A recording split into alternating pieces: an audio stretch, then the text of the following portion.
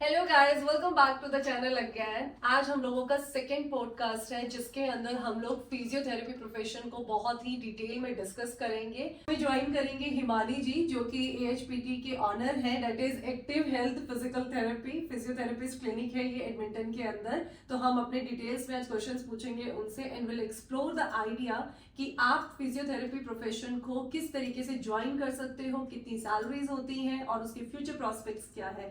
So let's start the podcast today.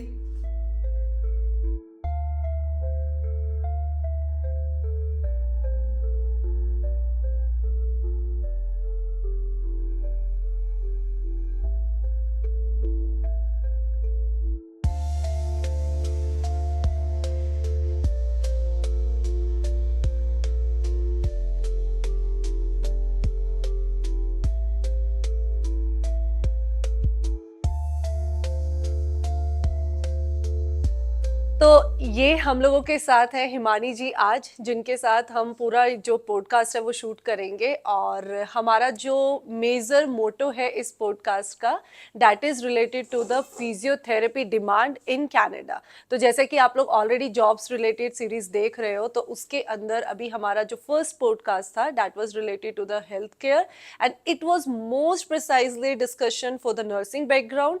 तो आज हिमानी जी को हमने पकड़ लिया है and she will be with us for the entire podcast discussion और हमें बताएंगे कि जो फिजियोथेरेपी है इसकी क्या इंपॉर्टेंस है। और जैसा कि आप पीछे हमारे देख सकते हो, this is one of the clinic she just started running in to the business.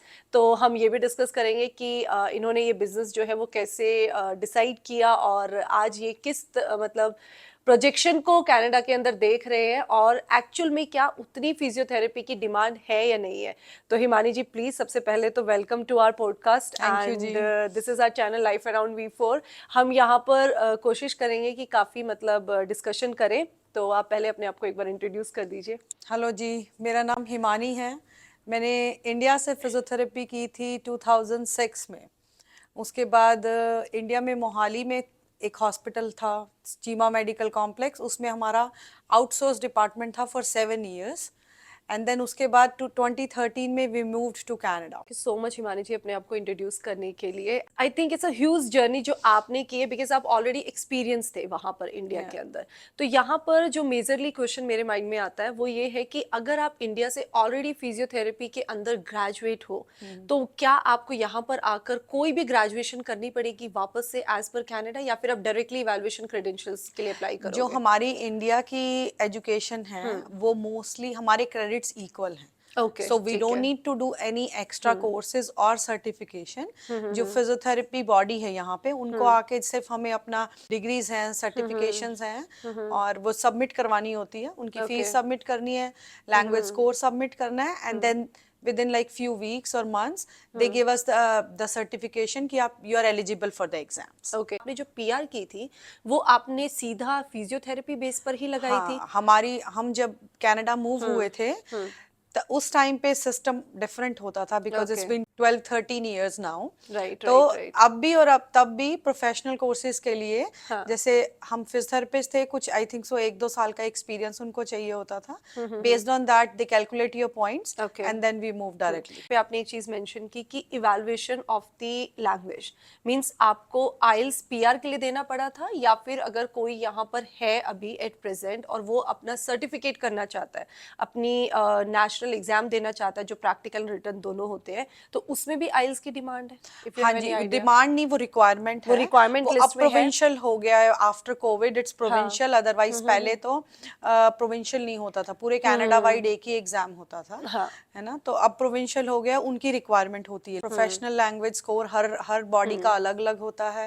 Physiotherapist का अलग है, नर्सिंग का अलग है, डेंटिस्ट्री का, सबकी अलग अलग रिक्वायरमेंट है। राइट कॉलेज राइट की जो राइट। रिक्वायरमेंट होती है आपको वो एग्जाम सबमिट करना है। तो अभी हमने आपकी जर्नी के बारे में बात की, आपने बताया कि कुछ सर्टिफिकेशंस की जरूरत होती है बट आपका क्रेडेंशियल्स जो है वो इवैल्यूएट हो जाता है and that is equivalent in Canadian government as well. Himani ji, यहाँ पर ना एक बहुत ही क्यूरियस सा क्वेश्चन है कि अगर आप एग्जाम देने के लिए प्रिपेयर कर रहे हो अपने आप को, तो आपके पास दो ऑप्शंस है, एक आपका नेशनल एग्जाम आ गया और एक प्रोविंशियल। तो क्या आपको दोनों देने हैं एक टाइम पे, या फिर आप एक देकर भी कोई जॉब अपॉर्चुनिटी अवेल कर सकते हो? किस तरीके से मैनेज होता है ये? कोविड से पहले जब हम लोगों ने एग्जाम क्लियर किए थे तब उस टाइम पे फेडरल एग्जाम्स होते थे। फेडरल एग्जाम में जब आप एग्जाम उसका दो कंपोनेंट होते हैं, रिटन एंड प्रैक्टिकम। जब रिटन एंड प्रैक्टिकम होता है, रिटन एग्जाम होता है, तो वो हर प्रोविंस का, जैसे कनाडा में 10 प्रोविंस हैं और डिफरेंट डिफरेंट टाइम जोन है प्रोविंसेस में, तो वो मेक श्योर करते थे कि पूरे कनाडा वाइड वो एग्जाम एक ही टाइम पे कंडक्ट हो, एक ही टाइम पे एंटर हो कैंडिडेट, एक ही टाइम पे बाहर आए। तो इस तरह वो नेशनल एग्जाम होता था। ओके, ठीक है। तब आप जो भी और फिर प्रैक्टिकल एग्जाम होता था same time, same same pattern से ही, कि आप सेम टाइम जोन में एंटर करते थे, सेम टाइम जोन में बाहर निकलते थे। तो आपको एक प्रोविंस फेडरल लाइसेंस मिल जाता था, बट आप जिस भी प्रोविंस में हो, जैसे पहले हमने एग्जाम्स क्लियर किए थे ऑन्टेरियो में, then we move to Alberta. तो हमें कोई स्पेशल डिफरेंट एग्जाम्स नहीं देने पड़ते थे प्रोविंशियल, हमें सिर्फ आके यहाँ की गवर्नमेंट बॉडी के साथ रजिस्टर करवाना पड़ता था एंड वी अच्छा, कैन तो वापस से प्रैक्टिस। एक बार रजिस्टर होता था आपका। रजिस्ट्रेशन होती है, आप ठीक है। डिफरेंट प्रोविंसेस में जा सकते हो। ये प्रैक्टिस आप ऑलरेडी किसी एक प्रोविंस के अंदर अगर कर लेते हो तो आप यहाँ रजिस्ट्रेशन के बाद वापस से करेंगे या फिर? नहीं, रजिस्ट्रेशन एवरी ईयर होता है। तो अगर ओके, मैं अल्बर्टा में भी हूँ, एवरी हाँ, ईयर मुझे रिन्यू करवाना है। रिन्यू कराना अगर मैं पड़ेगा। यहाँ से ओके, जाके तीन चार महीने के लिए बीसी में प्रैक्टिस करती हूँ, तो मुझे वहाँ की गवर्नमेंट बॉडी के साथ रजिस्टर करवाना पड़ेगा, ठीक है। तो फिर मैं वहाँ प्रैक्टिस कर सकती हूँ। बट कोविड के बाद ये पैटर्न चेंज हो गया। कोविड के बाद जो नेशनल एग्जाम था, फेडरल एग्जाम, अब उसकी जगह प्रोविंशियल हो गया है। तो ओके। अगर किसी ने अल्बर्टा में लाइसेंस क्लियर किया है, एग्जाम क्लियर किया है, और वो मूव करना चाहता है बीसी में, तो उसको वहाँ की जो गवर्नमेंट बॉडी के एग्जाम्स हैं वो देखने पड़ेंगे, क्लियर करने पड़ेंगे। I am not sure about the exact pattern. अच्छा, अब ये जब हम एग्जाम की बात कर रहे हैं तो एग्जाम ऑब्वियसली कुछ ना कुछ टाइम पीरियड तो आपको लगेगा यहाँ पर आकर एग्जाम की प्रिपरेशंस भी करनी है, मीनवाइल आप एक इन्फॉर्मेशन गैदर भी कर रहे हो कि कैसे कैसे होता है, एंड कोई भी अगर न्यू इमिग्रेंट आता है या फिर कोई भी मतलब यहाँ पर भी है तो एक्सप्लोरेशन में भी टाइम लगता है बंदे को। तो अगर मैं बोलूँ कि यहाँ पर मतलब आप एग्जाम की प्रिपरेशन कर रहे हैं तो आप अपने जो मतलब फाइनेंस हैं आपके, जो आपकी डेली रूटीन के जो खर्चे हैं उनको मैनेज करने के लिए क्या हेल्थ केयर इंडस्ट्री में कोई अपॉर्चुनिटी ढूंढ सकते हैं या फिर उनको भी सर्वाइवल स्किल्स पे ही जाना हाँ, पड़ेगा? नहीं, मीन टाइम जब तक आप यू कैन, जब तक आप रजिस्टर्ड फिजियोथेरेपिस्ट बनते हो किसी भी प्रोविंस में एग्जाम देने के बाद, it takes around, depending upon person to person, but 1 से 1.5 साल या कभी 2 साल भी लग सकते हैं। तो बाय द मीन टाइम आपके पास डिफरेंट ऑप्शंस होती हैं करने के लिए। जैसे जब मैं आई थी, आई वर्कड एज ए, ऐसे ही किसी प्राइवेट क्लिनिक पे मैंने फिजियोथेरेपी असिस्टेंट का काम किया था। Okay. So those jobs does not require any license, any certifications. और एजुकेशन आपको कोई एजुकेशन, बैकग्राउंड जैसे मैं फिजियोथेरेपिस्ट थी बैक होम, तो ऑब्वियसली अगर आप फिजियोथेरेपिस्ट हो एंड यू आर इन तभी ए आप एग्जाम के प्रोसेस लिए ऑफ कर रहे हो। Examination and correct, licensing, correct, correct. तो अगर आपको बाय द मीन टाइम आपको एक्सपोजर चाहिए कि क्लाइंट हैंडलिंग कैसे है, यहाँ का हेल्थ केयर सिस्टम कैसा है, right, right. How do you see the patients, what kind of patients, तो उसके लिए एज ए एंट्री जो आपको मिल सकती है वो एक फिजियोथेरेपी क्लिनिक में आप उस असिस्टेंट की जॉब कर सकते हो। ओके। कई बार जो गवर्नमेंट में भी जॉब्स हैं जिसमें आप रिहैब असिस्टेंट या एड्स होती हैं, फिजियोथेरेपी एड्स, ओके। जो हेल्प करते हैं हेल्प फिजियोथेरेपिस्ट करते को, हैं, ठीक है। और लॉन्ग टर्म केयर्स होते हैं, उसमें भी मिल सकते एटलीस्ट आपको एक एंट्री मिल जाएगी Yeah. वहां पे, तो आप सिस्टम को जानोगे एंड मीनवाइल आप अपनी प्रिपरेशंस Yeah. भी कर रहे हो। तो I think this is the best designation जो आपने मेंशन हैं। करे आई हैं। थिंक सो ये बहुत सारे लोगों को नहीं पता नहीं होता, पता क्योंकि जब होता आप है, आते राइट, हो राइट। तब आपको like it takes time for you to understand the system. Yes, अगर yes, आपको ये पता definitely. है कि आप नेबरहुड क्लिनिक्स में जाके अप्रोच कर सकते हो,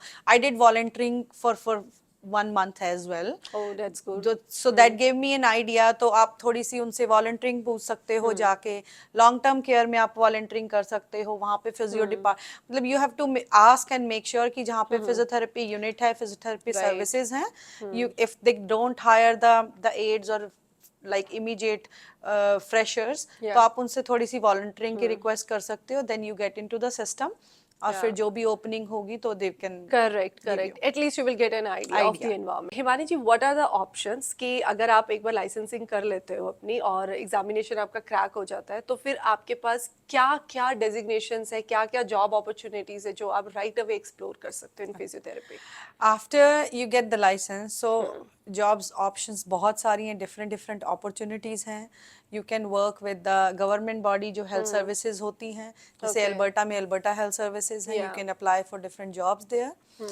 फिर प्राइवेट सेक्टर्स हैं, लॉन्ग टर्म केयर्स हैं प्राइवेट सेक्टर में, जैसे मैंने सेवन ईयर्स, या 7 ईयर्स मैंने प्राइवेट सेक्टर में ऐसे ही मल्टीपल क्लिनिक्स थे उनके साथ एज ए कॉन्ट्रैक्टिंग की है। आप वो भी कर सकते हो, फिर आप लॉन्ग टर्म केयर्स में कर सकते हो, depending upon what are your priorities, आपकी क्या रिक्वायरमेंट है फैमिली को लेके, आप क्या टाइमिंग्स पे। अगर आप प्राइवेट प्रैक्टिस में काम करते हो तो इट्स क्वाइट फ्लेक्सिबल, आप मॉर्निंग शिफ्ट कर सकते हो, इवनिंग शिफ्ट कर सकते हो, आफ्टरनून कर सकते हो, बट उसमें आपको केस लोड अपना बिल्ड करना है।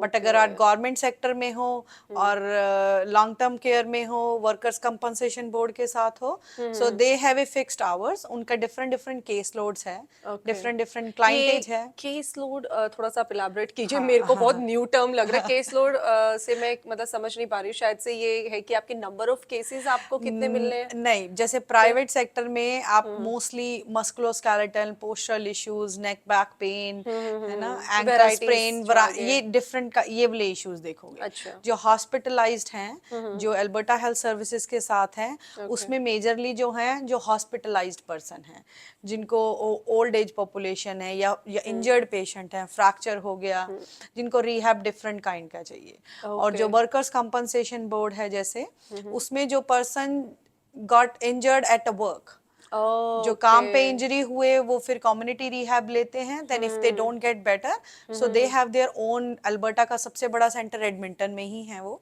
अच्छा, यहाँ पर हमने सारी बातें कर ली कि अपनी लाइसेंसिंग हो गई है, हमारी क्या क्या मतलब इवैल्यूएशन से सब कुछ हो गया है, तो finally after clearing the examinations हम हमारे पास ऑप्शंस भी है कि हमें किस फील्ड के अंदर जाना है, कौन सी अपॉर्चुनिटीज अवेल करनी है। तो यहाँ पर मुझे बताओ कि सैलरी कितनी हो सकती है, क्योंकि देखो हर बंदे को यहाँ पर इस चीज़ से बहुत मतलब है कि कितना हमें स्टार्ट मिलेगा और प्राइवेट एंड गवर्नमेंट सेक्टर्स के अंदर क्या डिफरेंस रहता है। ओके, गवर्नमेंट सेक्टर में जैसे after you get the licence आपको $40 पर आवर से स्टार्ट होके you can go up to 50-55 depending upon the their experiences, promotions, and then you get the benefits, health care benefits जो अच्छे role play करते हैं यहाँ पे रिक्वायरमेंट है, you get those as well. But in private practice if you are working as a contractor, then obviously आपको benefits नहीं मिलते, but depending upon the case load, आपका कितना case load है, आप कितने patients देख रहे हो, आप कितने skilled हो, you can earn as much as you want. तो मीन्स यहाँ पे आपके पास अर्निंग ऑप्शंस तो बहुत अच्छे हैं, और जैसे कि हम लोग डिस्कस करते ही रहते हैं कि बाकी जितनी भी इंडस्ट्रीज हैं उनमें सबसे अच्छा अगर मैं बोलूँगी एक अर्निंग ऑप्शन जो आपको स्टार्ट मिलता है डेट इज़ हेल्थ केयर, और डिमांडिंग भी है और पीआर ऑप्शंस में भी आपको बहुत हेल्प करती है। तो this is a one platform that definitely you can explore. तो हिमानी जी, आपको जैसे कि 18 साल से भी ज़्यादा का एक्सपीरियंस हो गया है अब ऑलमोस्ट फिजियोथेरेपी के अंदर, though you doesn't look like that, but I didn't mean to that, no,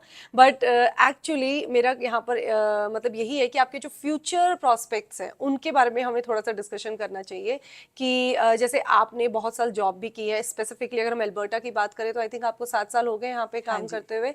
तो आप फिर अपने बिजनेस की तरफ जो टर्न हुए, आपने जॉब को छोड़ा, आपने बिजनेस प्लान किया, तो ये सबके लिए कितना एक अच्छा प्लेटफॉर्म है या कितनी इसकी प्रॉस्पेक्ट है कि कोई भी बंदा इतने साल तक जॉब करके बिजनेस में इजीली मूव कर सकता है, या एक बहुत बड़ा स्टेप है जिसके लिए आपको एक्चुअल में एक प्रिपरेशन, माइंड मेकअप या कुछ भी आप मतलब बताना चाहो, असिस्ट करना चाहो? प्रियंका जी, क्लिनिक के लिए यही बताऊंगी कि it's the same thing, business आप कहीं पे भी करो, it has his own pros and cons. आपको ऑब्वियसली मनी भी चाहिए, एफर्ट भी चाहिए, टाइम डिवोशन भी चाहिए, और अगर आपको पीस ऑफ माइंड चाहिए तो job option is a good option, but same barriers हैं, सेम स्ट्रगल है, you need time, you need effort, and then obviously financial support आपको चाहिए, because initial phase में you are not earning anything, you are spending it, और bank को भी like they need something too. Correct, funding. तो अभी जैसे आप अपने बिजनेस को ऑलरेडी रन कर रहे हो, तो हाउ यू फीलिंग, हाउ मतलब आपको कितना टाइम अभी हो गया है और आपको क्या लग रहा है कि इट्स रियली चैलेंजिंग, और आप उसको किस तरीके से टेक कर रहे हो अभी? I think so it's too early to say anything, अभी तो हार्डली 2 मंथ्स ही हुए हैं हमें बिजनेस स्टार्ट किए हुए, but it has its own challenges, है ना, सेम वही बैरियर्स हैं, वही एफर्ट्स हैं, वो every I think so all over the world business has its own struggle, जो इनिशियल फेज है वो तो सबको क्रॉस करना है। करेक्ट। हिमानी जी, आपने हमें सारा कुछ बता दिया, and this was a really great information at all, but अभी आप थोड़ा सा हमारे व्यूवर्स को अपने क्लिनिक के बारे में बताइए, बिकॉज आपका क्लिनिक है तो डेफिनेटली जो एडमिंटन में है, अल्बर्टा में है, वो अपनी सर्विसेज जो है अवेल कर सके। ओके, क्लिनिक का नाम है active health physical therapy, Edmonton में लोकेटेड है। और हमारे पास यहाँ पे physiotherapy services, massage services and psychology services हैं। फिजियोथेरेपी में नॉर्मल एक्स एंड पेन्स जो भी हमारे पास होती हैं, इंजरीज, कॉमन इंजरीज, वो हम सारी प्रोवाइड कर उनका उनका सबका ट्रीटमेंट प्रोवाइड करते हैं, उन सबको डील करते हैं।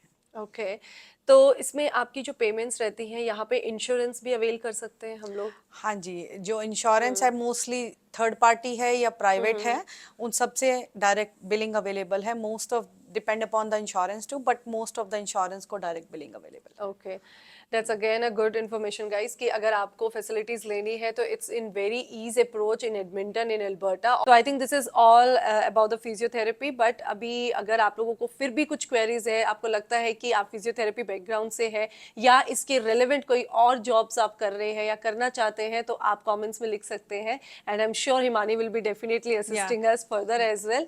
और good luck to you Himani ji from all of the life around वी4 family. Thank you so much Priyanka for coming over. Thank you so much and I am sure कि आप अच्छा ही करेंगे। You are really a you skilled again. Worker और आप बहुत अच्छा करते हैं। आपको अगर कोई भी कंसर्न्स हैं या आप कुछ भी और पूछना चाहते हैं, यू कैन आस्क प्रियंका और message in the comment box. Will be more than happy to help you guys. So I am sure guys कि आप लोगों ने आज का पॉडकास्ट एंजॉय किया होगा and if you want to have such more podcast so please join us in our family and please subscribe the channel. Will see you in the next video. तब तक के लिए टेक केयर एंड बाय।